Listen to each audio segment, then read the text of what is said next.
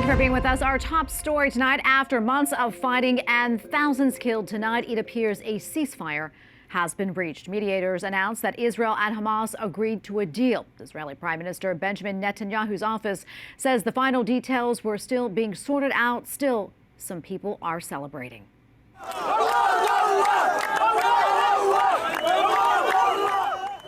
Celebration in the Gaza Strip following the ceasefire announcement. The deal is designed to pause the brutal war in Gaza and release dozens of hostages.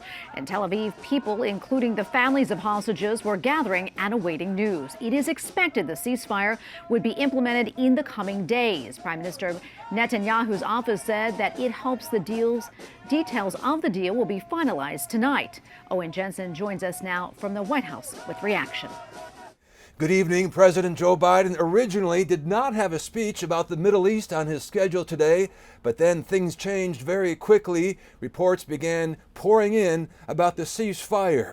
After weeks of painstaking negotiations in the Qatari capital, the deal, in phases, promises the release of dozens of hostages, Americans included, not all who are being held by Hamas, the release of hundreds of Palestinian prisoners in Israel, and allows hundreds of thousands of people displaced in Gaza to return to what remains of their homes. It also would flood badly needed humanitarian aid into Gaza. Now, this afternoon, President Biden, who was already set to speak tonight from the Oval Office in a separate farewell speech, said this about the latest Mideast developments. There was no other way for this war to end than with a hostage deal.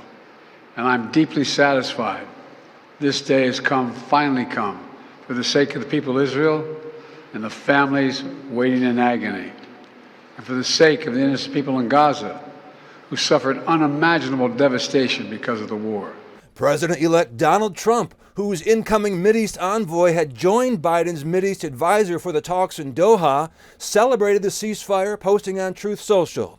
This epic ceasefire agreement could have only happened as a result of our historic victory in November, as it signaled to the entire world that my administration would seek peace and negotiate deals to ensure the safety of all Americans and our allies. I am thrilled American and Israeli hostages will be returning home to be reunited with their families and loved ones. End quote.